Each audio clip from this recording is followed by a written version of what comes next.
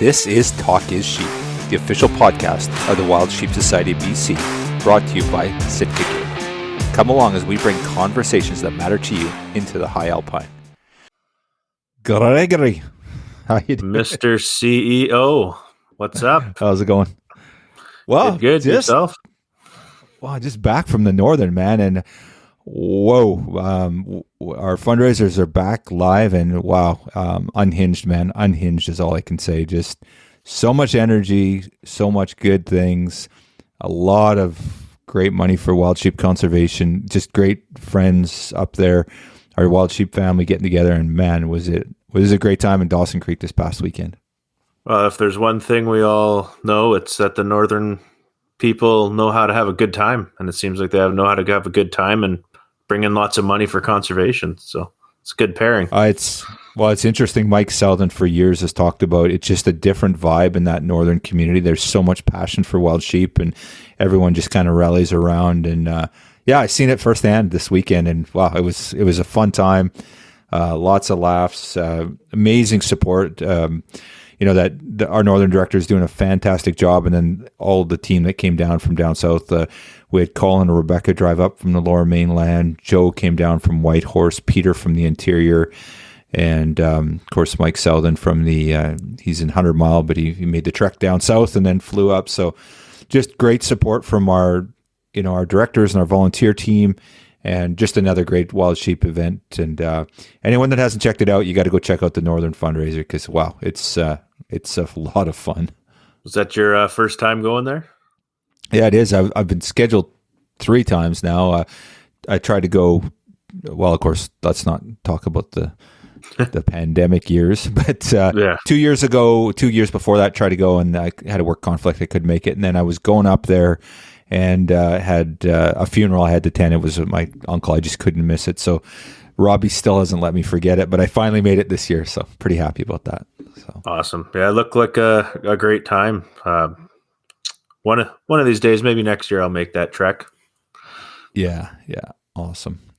So this is episode 113, and we sit down with the key players in Stone Glacier. So we got Kurt Racicot on the podcast. He's the founder of Stone Glacier. He's kind of the ingenuity, the design around it. He's an ultra-light, ultra-hardcore backpacker hunter. I've listened to some early podcasts from him. I'm just shaking my head at the guy. He talks about a 40-pound pack going in for 10 or 12 or 14-day hunt. And I'm like, the math doesn't even make sense. It's just like, how do you do that? And he talks about taking 2 green belly bars for food for a day, like no stove, like in the wintertime. The guy's just super. I'm not doing justice. You got to listen to some of his early podcasts, and the guy is just super, super intense and just incredible. Awesome. Yeah, they seem like a couple of great guys. You've had the pleasure to meet them down in Reno. Luckily for the people at home, they don't get to listen to me, as there was only 3 headsets. But yeah, a couple of stand-up guys. It was great chatting with them on the side. Yeah, so Lyle Hebel's their, director of marketing. I think that's his title. And Lyle's been right there from the early days as well, and just a driving force. He does so much in the conservation world already. I'm pretty sure he sits on the 2% board of directors, very involved with a lot of other volunteer organizations. He's an artist himself. He's a really talented dude. And Stone Glacier, they're a real inspiration when you look at their social media and their communications team. They do such a fantastic job, and then their products, right? Like I run a bunch of Stone Glacier stuff, and really, really like their gear. And I'm going to pick up some more components up when we get on the podcast. We're talking about gloves and stuff like that, and definitely got some new equipment I want to try out this year with them. So, well, they seem like one of those companies too. As they continue to grow, they continue to just give back more and more to conservation, and they're one of our partners in conservation, and that's a pretty substantial amount of change we get from them, and it boots on the ground in British Columbia. They do an amazing job for us. Yeah, great point, Greg. You look at our conservation partners, and Stone Glacier is now, I think, in their second year supporting us, and it's our, aside from our official sponsor, the largest investment in what we do for conservation in BC. So I always look to my conservation partners first when it comes to gear, no matter what I do. And if when you look at my kit, and I'm not saying you should, but when I look at my kit, it's filled with all the gear from our conservation partners. They're good companies doing good things, supporting conservation. And the one thing about our conservation partners too, they're premium products from premium companies. They're the companies that I'm proud to be affiliated with and proud to support. And Stone Glacier is right there, and it's really, really cool to have them involved and to sit down and chat about their gear, chat about their commitment to conservation on this podcast. So, yeah, absolutely. And I kind of follow the same as jump on the gear of our conservation partners and represent that brand as they represent us and do so much for us here. So love their stuff as well.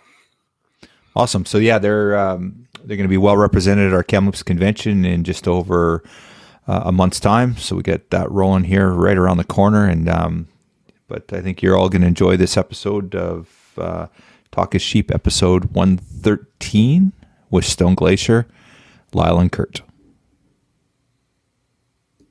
This episode is sponsored by our conservation partner, Stone Glacier. Thank you, Sitka Gear and Stone Glacier, for investing in healthy wildlife and sustainable ecosystems. Gentlemen, welcome to Talk is Sheep podcast. We're here at Sheep Show 2023, and Kurt and Lyle on the podcast, and a little bit of fan action going on here. I have to admit, I'm big fans of you both. Love what you do in the outdoor space, and just you as a hunter, both of you as hunters, and then the stories you guys tell and the work you guys do for conservation and your products. It just goes on and on and on. So a little bit of fan action going on here. I have to apologize right up front, but welcome to Sheep Show 2023 in our booth here. So, we're happy to be here. Yeah, thanks for having us. Yeah, cool. So I guess let's just start off a little bit. Stone Glacier is a great supporter of the Wild Sheep Society BC. You're a conservation partner. And maybe let's just start off with where this conservation ethic comes from. Is that you as the head of the company and everything, Kurt, and your vision as a president, when you started out, was that always something that was really important to you, or is that something that has evolved over time?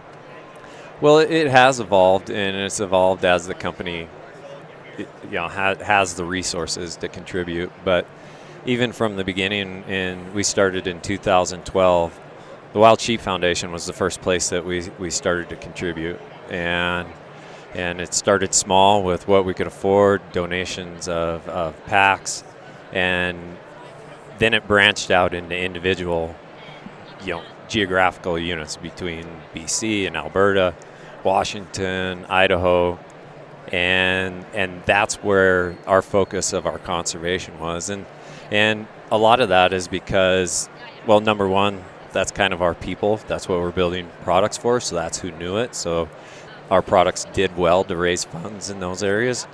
But it's also because that's kind of the backbone of the company, and where the product started was from that passion for sheep hunting. So it was just kind of a natural progression for us. Well, I think it's really cool. Like, you guys are truly a mountain hunting brand, right? And, you're not marketing it to, guys in a tree stand sitting in, out on the prairies or whatever. And I'm not saying they're not using them there, but you guys have really stuck true to the brand. And, the sheep ethos resonates with Stone Glacier. When you think wild sheep, you think Stone Glacier. And, most of the time you're going to see that product somewhere on a sheep hunter, right? And I run you guys' packs and a lot of other gear too, and just great stuff. And so, when it comes to product, is that, was it where we are today, and the company's evolved, and it's been a decade in the making. Is this all your basic brands or your basic visions and concepts, Kurt, or has it changed now as the company's grown and evolved, and there's more products out there? Oh no, it's a team effort. Right. Everything from coming up with the specific products that we want to bring to market, but also design features and testing. It's it's a group of people that bring it about, and one of the big influences too are our customers. Right. So being able to listen to feedback and what products they want or changes to existing products, I think that's super powerful for us. So it's a group, and it's also kind of the kit that you carry in it too. So as the company has evolved, we started with backpacks and just a couple of designs. And then you start to look at, okay, so what else are these sheep hunters or mountain hunters using? And that drives our product and our product development. And then also trying to look at not just building a product so that you have that. We need a jacket in the line, so let's just make a jacket.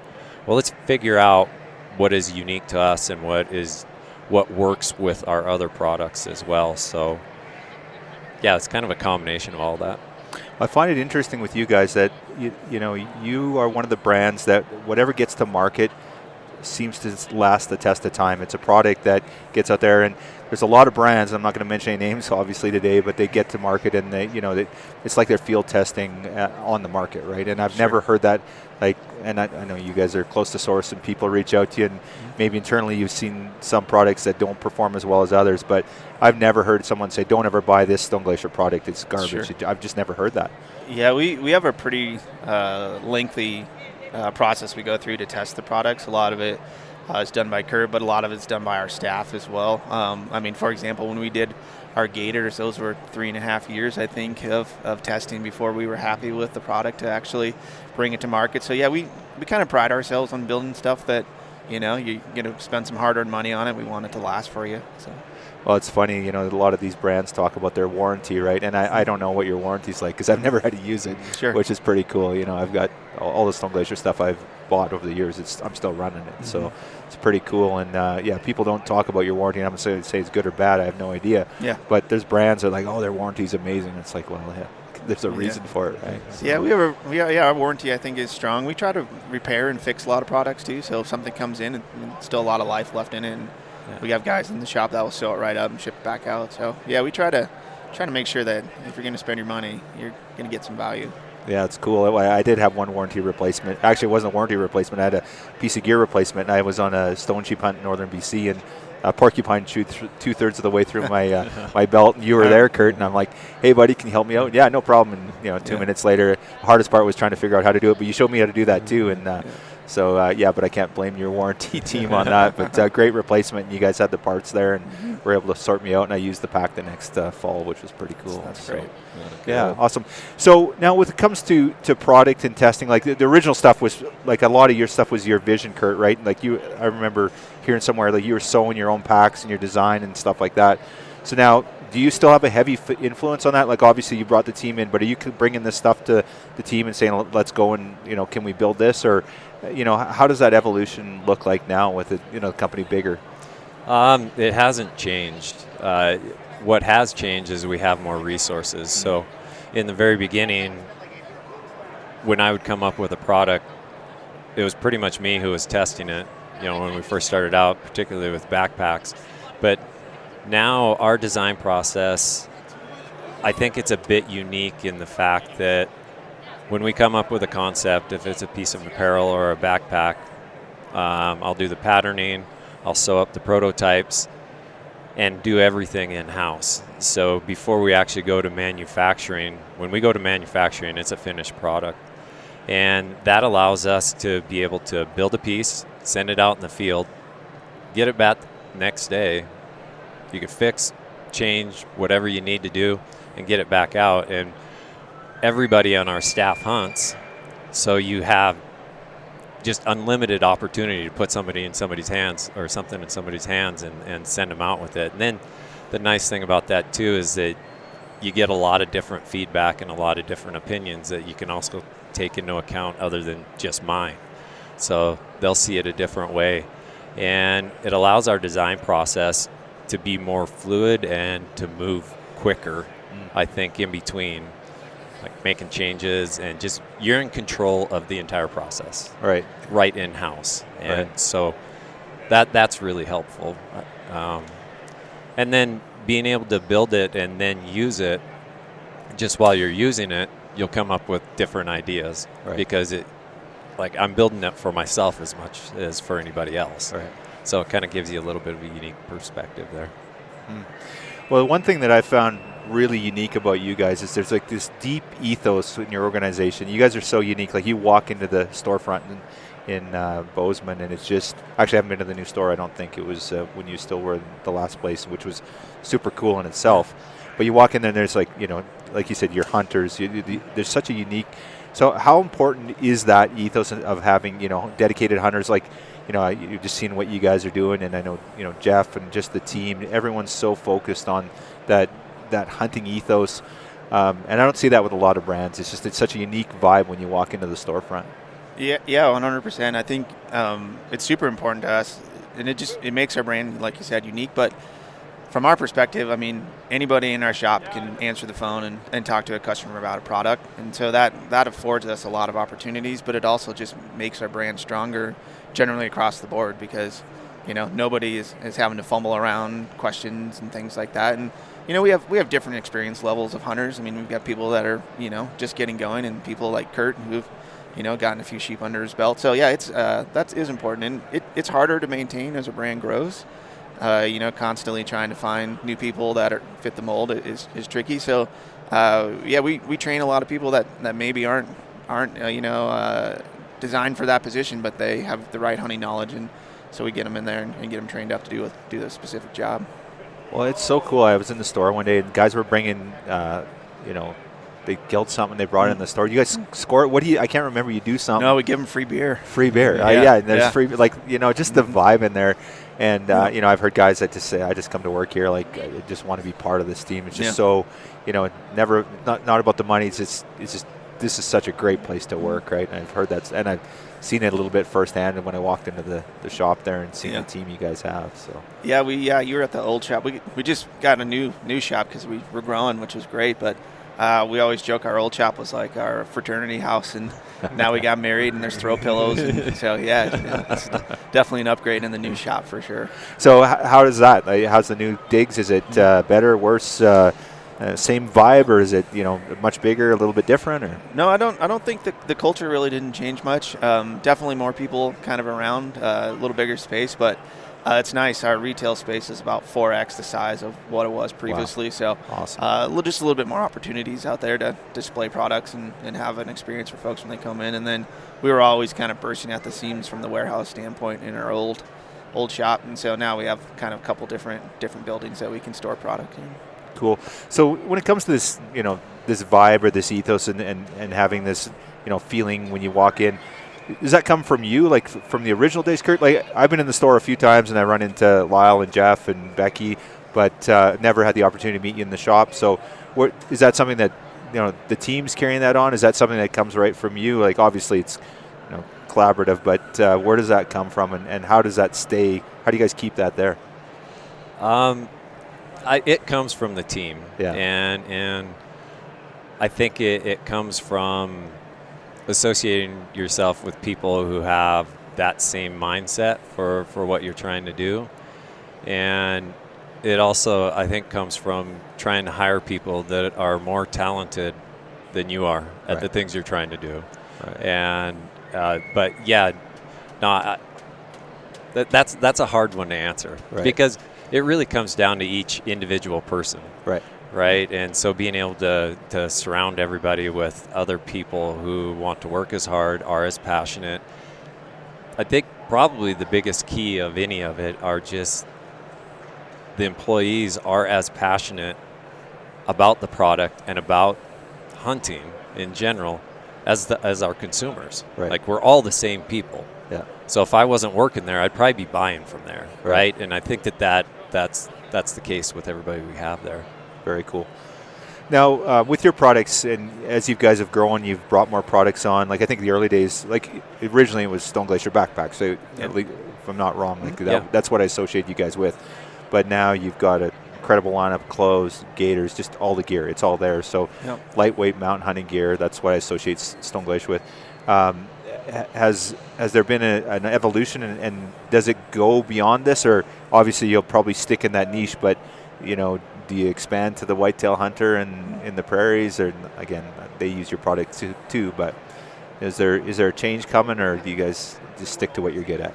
Yeah, I don't think we're planning on getting out of our lane anytime soon. Right. I think we have a lot of space to still grow in the hunting, backcountry mountain hunting space. So yeah, nothing on the books for us really. I mean, there's some crossover. People will use our products for a lot of different things, but yeah, I don't see any Stone Glacier whitetail gear coming out anytime soon. Yeah. So one thing I've always, and I'm sure people know this, and I don't because I haven't, don't listen to a ton of podcasts. But where does the ethos of solids come from? Like no camo in your lineup. What's the background on that? That's one of the things I've always wanted to ask you guys. So. Yeah, it's a good question. Kurt can probably speak to it as well. But when we started making apparel, Jeff and Kurt had the conversation of what was it going to be, and really in the end it kind of came down to we just thought you didn't need camo. That it wasn't really super important to the hunter, at least our hunter, and so and plus it made us a little bit unique, let us stand out. It also allows the consumer to wear these products all year long. And so rather than, buying a camo jacket that you can use during hunting season, here's a jacket that you can wear, to your kid's band concert, and then you can take it out in the field and it's going to perform that well too. And from the marketing side, once you start making a camo, you're really a marketing agency, right? Like you're trying to convince people that this product is going to work for them. And so we didn't want camo to be the thing that limited the product or somebody didn't purchase it because they didn't like the way it just visually looked. So that was kind of the big thing there. Stay out of the camo wars. Yeah. Sure. Yeah, for sure. Yeah. You have your own camo wars in the own way that you don't have camo. So yeah, it's very cool. Yeah, and we don't dog on guys that like camo. That's their business and they can do that. But yeah, if there's just a little different offering from our camp. Well, I do like the fact that you can wear it out in the general public. My wife kills me if I throw a piece of camo on and she's not too keen to be seen with me in public. So that is a cool aspect of it. And it's interesting that these other brands are now creating solids as well too, right? We're seeing that. So a little copycat action going on there, I guess, in some capacity. Let's talk about products. What's the latest and greatest that you guys got out there? Yeah, we have quite a few products this year. It's kind of a little bit of a fill-in year for us. I think we felt like there's a few things in our line that we didn't quite have that the backcountry hunter needed. Probably the biggest launch though for us is gloves, which is that kind of completes the kit for the guys. So we have a full line of gloves coming out, kind of everything from an early to late season mitt that we're excited about. But outside of that, Kurt, we got Grumman Light jacket, highly packable jacket, Cirque Light, which is a lighter version of our Cirque jacket. That piece is really cool. Kurt, you want to talk about that one a little bit? Yeah, for sure. So what we've found is we started making the Cirque jacket last year, and it is a very warm jacket. So it's a mid to late season style insulation, synthetic, as I said. And once again, this kind of comes back around to consumer feedback and what guys are using and wanting to be able to have something that was more of an active insulation piece. So it fits well anywhere from early season to being your primary outer layer, and then works great as a mid layer or an insulation piece as you start to move into the late season and wear a shell over it, and just moves moisture a bit better, more packable. So that's kind of what we've been focusing on, are trying to hit those gaps of the conditions that you're going to be using certain pieces in, and then by region, they can start to say, well, I'm not ever going to be hunting in 0 degrees, so I don't need that, but I like the function of it. Right. Can we get something that fits our climate a little bit better? That's a big thing. I picked up one of your sleeping bags here last year, and it was the late season one, and I went on a mid-season hunt, and it was unzipped the whole time. Man, those things are amazing. Like so many of my hunting buddies run your guys' bags, and I'm like, okay, so I finally got one. It's like, wow, like I can't imagine, like I know for sure late season it was just going to be warm all the time, and mid-season it was like I was unzipped and it was kind of nice, right? Like you're not confined. It was pretty, so really impressed with that bag. My one, pretty old, it's probably 10 years old, so a lot of technology changes since then. So, yeah, it goes quick. Yeah, you guys definitely nailed it on that. And okay, so let's talk about mitts. So you guys, you talked about these new gloves, new line of hand coverings, whatever it may be. What do you guys run? So I find in northern BC, I've run through 10 different products. It's like, and I keep coming back to wool, or I can never find a really good solution. Gore-Tex never really holds up. So tell me about the new lineup and what I can do and how I can keep my hands warm when it's raining and cold. Yeah, for sure. Our glove line, like I said, it's 5 pieces, and they all kind of work together. We do have a lightweight Chinook merino glove, so kind of a liner or a glassing glove. Then we have a grapple glove, which is it's kind of like a mid to late season fleece glove. We have a Merca glove, which is kind of a shooting glove, a little bit of a work glove. It's got a leather palm in it. And then we get into the altimeter series, which is we actually have two of those. We have the mitt, and then we kind of have the regular glove, but they're both insulated with a hard shell on the outside or a rainproof shell. So Kirk can probably speak to the actual technical benefits of all those better than I can. But yeah, that's kind of the lineup. But it gives the hunter the full gamut of gloves. Very cool. So that's a big thing that I find. Like, your glove gets wet and then your hands are cold. So is that last one that you talked about, is that going to solve that problem for us? Yeah, that's really what we were trying to do when we came out with that one, is figuring out a way to manage moisture from your hands, because as soon as you start to heat up, your hands sweat quite a bit. And in a lot of traditional insulated gloves, where the insulation is integral to the glove shell, really hard to pull that moisture out, especially if you're, and a lot of times you're cold camping when you're sheep hunting. So really the only way that you could dry it out is with body heat, one way or another. So on both of our altimeter gloves, the glove and the mitt, the liner is removable. So it's a Primaloft synthetic insulation. And then we do some mapping with it as well. So the back of the hand is going to have about 40% more insulation than the inside of the hand. But the liner is removable, so you can throw it in the bottom of your bag, and the very breathable outer shell on that's slick, and it moves moisture really quick. So even in late season, when it was colder conditions, I could just through testing, you just throw them in the bottom of your sleeping bag, and you wake up in the morning and you have dry gloves. And so that was one of the keys for that. The other thing that it affords, if you have that removable liner, is then if you're on an early season hunt, you can take something like the Chinook merino glove and just take the 3-layer waterproof breathable, whether it be the actual glove or the mitt, and now you have a rain shell. And so you're able to kind of mix and match what you want. Very cool. Do you guys have them for sale here at Sheep Show? Or those? Yeah, we do. Okay. Yeah, we don't have. I don't think all the styles are here yet, but we do. And then early February they'll be live on our website as well. Okay, I'm going to go over and buy a pair before I leave here. So yeah, cool. How much has technology helped you guys? And is it changing as fast as it seems to be changing? And you look at. I know, granted, like you go back 30 or 40 years, but is there a lot of technology changes like yearly, or is it pretty consistent, in terms of even materials, and not so much even manufacturing? I'm just talking about the materials that are out there, the stuff that you guys are building. It kind of depends on the piece that you're talking about. Take, for example, or a line, I should say. You take the apparel, and it is moving, but it's not like we're seeing these huge jumps in the different types of fabrics that are available. A lot of it, you're still with the 3-layer waterproof breathables. So some of it comes down to the construction and how you put it together. But one of the interesting things that we see from the backpack side is there is quite a bit of fabric technology that's moving. And the sailcloth industry, building race sails and those types of things, are driving a lot of those. And so you see a lot of really cool stuff coming out. For example, the fabric that we use on our Terminus.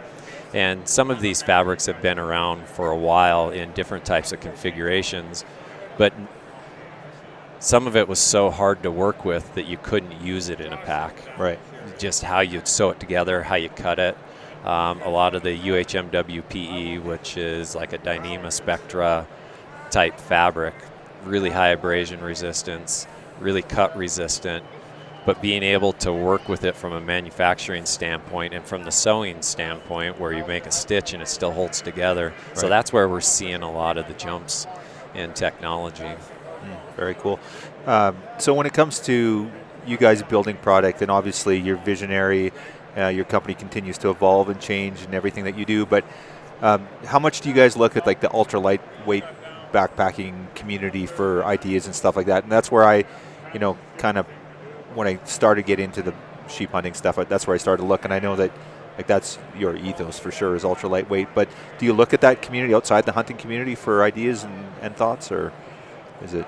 Yeah, more so in the beginning, Right. because that was really how the company started, was trying to get the kit down low enough so that you could make one trip in, one trip out with a sheep-sized animal, whether it be sheep, mule deer, anything along those lines. And so it started with the hard gear stuff, and the ultralight community had that dialed in much earlier than, in my opinion, than the hunters ever did. Right.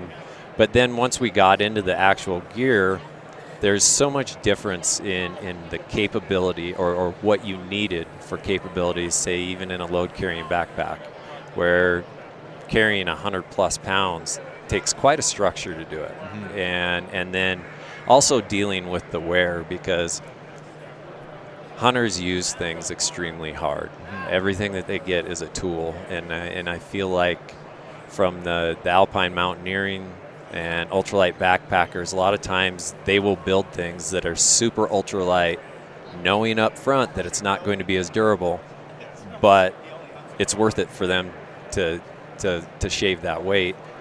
Therefore, they have to take care of it. They have to be a little bit more ginger with it. So you have to walk that line in between ultralight and knowing that, man, sometimes things are just going to be used as a hammer, and so it has to last. Yeah, for sure. How are you guys finding with the Terminus? I put that pack on, and I'm just like, is this going to hold up? Like, 4-pound pack. It's unbelievable how light that thing is. You put it on, and you feel like you're walking around. You think like 10 pounds in the old days was lightish, right? Yeah. To think now. So, how have you found the durability and reliability of the Terminus?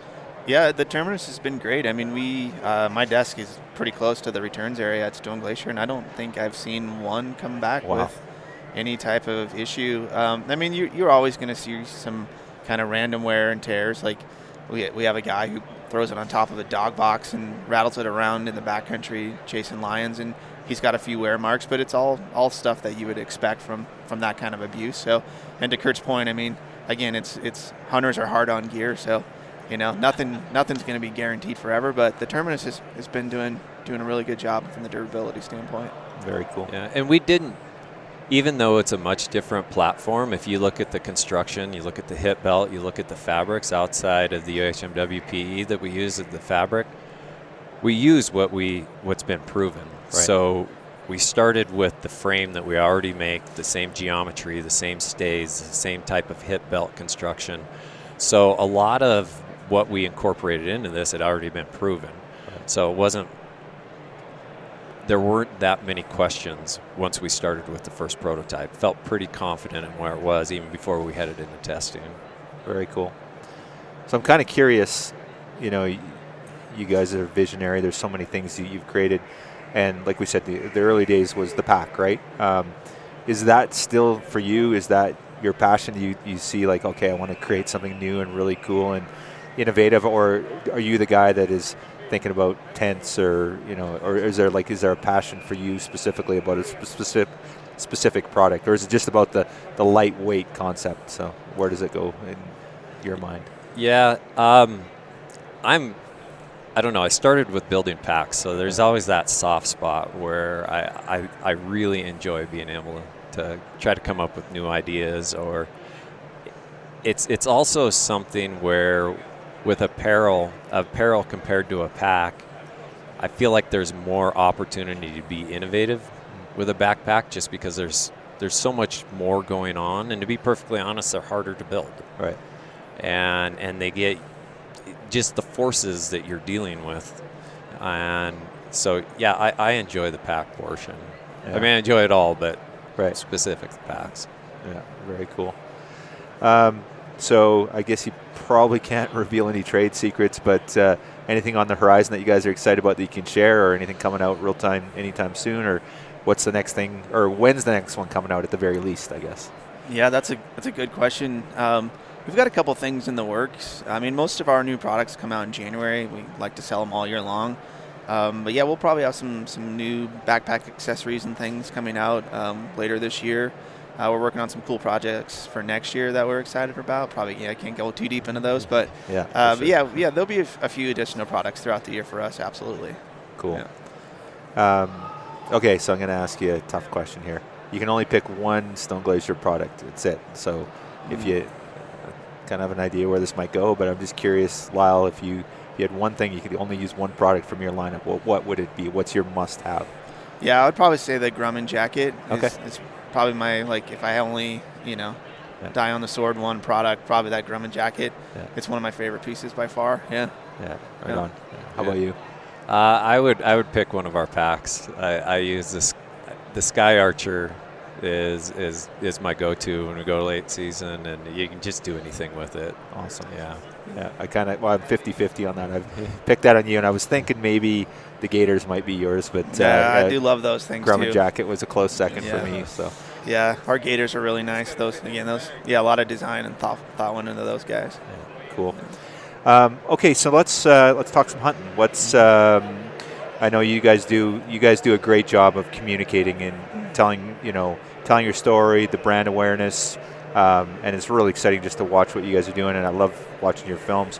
So I guess let's talk more so about hunting specifically. So let's start off with you, Lyle. What do you got on the books coming up here? Yeah, I don't have too much going. It's still kind of early in the year, but I'll be doing some bears up in BC. Okay. Yeah. So Zach and I drew that tag, so we'll go up there and make some content on that. So we're excited to do that. I've never been there. I'm actually somewhat new to bear hunting. I mean, been doing it for like 4 or 5 years now, but definitely wasn't as much of a passion for me until I started working at Stone Glacier and got into that with some of the other guys. So I'm excited about that. And then, outside of that, just kind of wait to see what happens in the draws and if anything else comes up. It seems like opportunities always kind of pop up here and there throughout the year. Will you be creating content with that hunt? We You'll will. do a film out of it? Yeah, right we'll do on. some product testing and Right on. create some content. You able to share where you're hunting with us, or do you remember? I'll put you on the spot here. Yeah, I don't. I'd have to look. Yeah, Cool. I put in with Zach, so I just kind of jumped on his trip, to be honest. Okay. Yeah. Right on. Yeah. I'll have to touch base with you on the Yeah. my part of the world there. So Cool. Yeah, Yeah. it'd be cool to Yeah, hear more it's about Prince that. of Wales is where we're going. Yeah. Okay. Yeah. Yeah. Very Yeah. nice. Yeah. Yeah. Cool. Awesome. Yeah. How about yourself? What do you got on the books? Well, I'll start off with a sheep hunt in September. We have a few units in Montana that offer some good opportunity for us, and then from there, both of my kids are going to be old enough to hunt. We have the hunting mentorship program in Montana where kids can start hunting at age 10 for deer, and so my son will be that age, and then my daughter will be old enough to hunt antelope and deer, and so we have a few trips planned with my dad. And kind of go do those things. And then the great thing about Montana is, man, they give you a pocket full of tags, and I just feel like I never make it through the end of them. Like there's a lot of opportunity. So we'll have elk and deer after that as well. Yeah, it's pretty sweet. I think that's where BC and Montana share a kinship there. There's a lot of hunting opportunity for certainly residents, and it's pretty cool that you can go and hunt sheep every year if you really want to. So yeah, for sure. So those are general open tags that you're able to hunt on?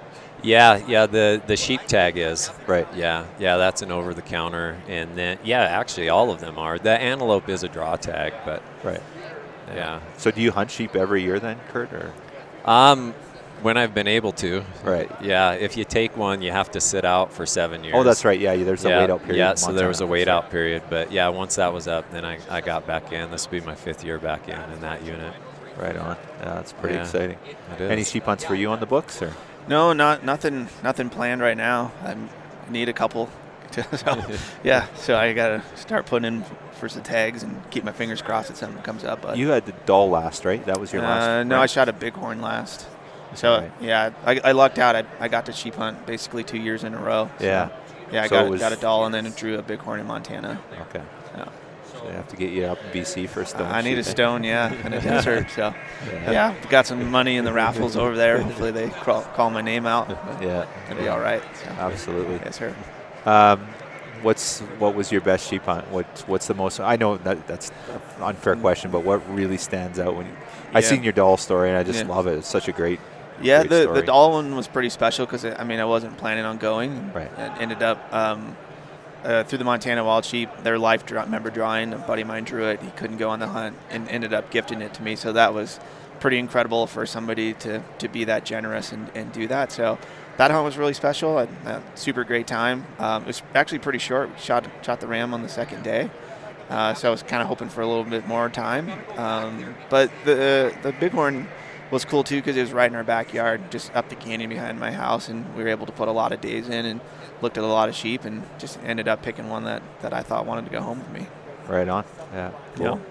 So with you, Kurt, is hunting changing? Like I hear your stories. I've listened to some podcasts about your early hunting days and your 40-pound pack and your your green bellies was all you're taking, no stove and no anything. Taking the kids out, is it going to look a little different, or is it? Yeah, it looks evolving? a lot. It looks a lot different. Yeah, they don't function well on stuff like that. You have to take some hot meals. No, yeah, it has. It has changed for me quite a bit, and it really just depends on the hunt. But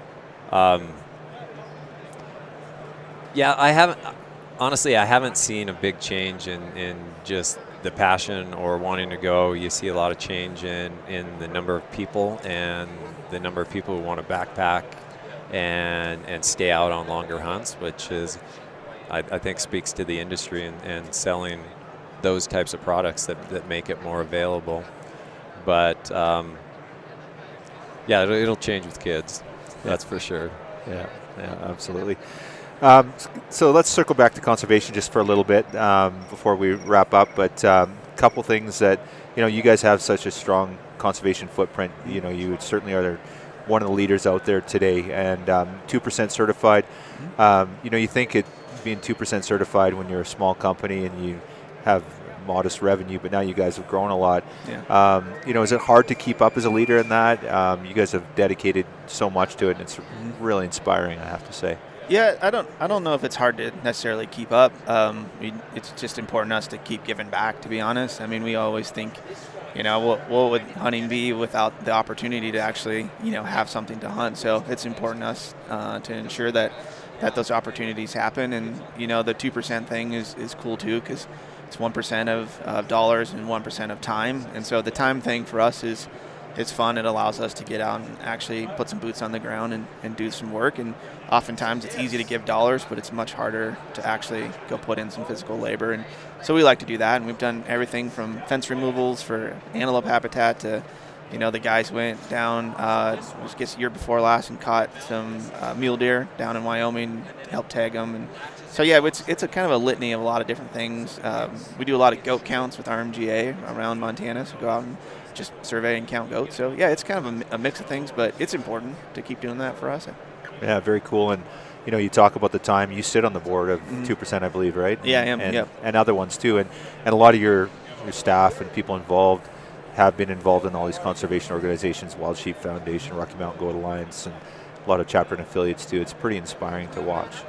Yeah, it's good. We like to give back. There's a lot of organizations out there, so it's hard to sometimes choose who gets dollars and who gets time. And so, yeah, we try to be fair about it. But sheep guys always, are on top of us, so that's always good. So when it comes to the brand, how much does that play in terms, and I know you guys do it for the right reason. It's not about, oh, look at us. And honestly, that's one thing I've been inspired by and humbled by, is that it's not about the recognition for you guys. It's just about doing the right thing. But how important is that in terms of, even your growth as a company and sales, that people recognize that your conservation ethos and they support you because of it? Yeah, it's a huge thing for us. And again, we're not like trying to seek recognition for it. It's just we feel it's the right thing to do. And again, we're all hunters, so even if we weren't, donating dollars back and time back as a brand, we'd be doing it on our own anyway. Right. And we do. A lot of us do donate a lot back outside of what Stone Glacier has afforded to do. So yeah, it's super important for us to keep that going. Right on. You guys, I know I've seen you at Sheep Week every time I've been here. Kurt, do you make it every year, or is it just hit and miss? Yeah, no, I've made it the last 10 years, I guess, other than the year we didn't have it. Yeah, that was a bit of a weird year. Yeah, that was. Yeah, absolutely. So what's going on? What's events coming up? I know you guys had your had an event there for the grand opening with the new facilities there. What else you got going this summer? Yeah, we'll do our summer bash again, which is that's one of my near and dear little events. But Cool. basically, we do a kind of a block party in our parking lot. This year we had 500 people show up, I think. We're very connected with some military individuals, and they actually jumped out of a helicopter and flew the American flag in for us. And Wow. we do a live band and free beer and free food, and it's just kind of a shindig. And we just do it for fun. I mean, we're not seeking anything. It's not really nothing designed about it to do anything specific other than just hang out with our local community. So yeah, we'll do that, and then probably a few other little small events in the showroom. We've been kind of toying around with the idea of some early release film premieres and stuff in there as those become available. But our showroom is a great little activation tool, and we got a lot of space now. So yeah, we'll probably start to do a little bit more than we have in the past. Very cool. Do you guys do any other trade shows around, or is? Yeah, we do Dallas Safari, the show Safari Club, SHOT Show, and then Western Hunter. Okay, so you do the whole gamut. Yeah, I know there's been quite a bit of evolution with a lot of brands I've seen over the last couple of years with COVID and stuff, and then but you guys are doing so you're heading over to SHOT here right after this. We are, yeah. Kurt and I are going to cruise down after this, and then the booth will go to Western Hunter, and then we'll catch back up to it there. Okay, you don't bring the booth over. No, we have got a huge booth. Yeah, we have a different booth for a SHOT Show. Just logistics-wise, you can't make it all work. So yeah, we have a different booth. Yeah, well, that's cool. Well, on behalf of the society, I have to say you guys are phenomenal. We're just so grateful for our relationship with you guys, and just we pride ourselves, I guess, in working with only the brands that are the best in our opinion. And you guys have been right there from the get-go supporting us, and we're just and our members, they tell us that they value your brand and seeing at our shows and being involved, and so we're just so grateful for all you do. So thank you so much. Oh yeah, you bet. That's great. Thank you. Yeah, happy to hear that. Yeah, That's awesome. super. Look forward to talking again. Thanks, Jets. You All bet. right, thank you.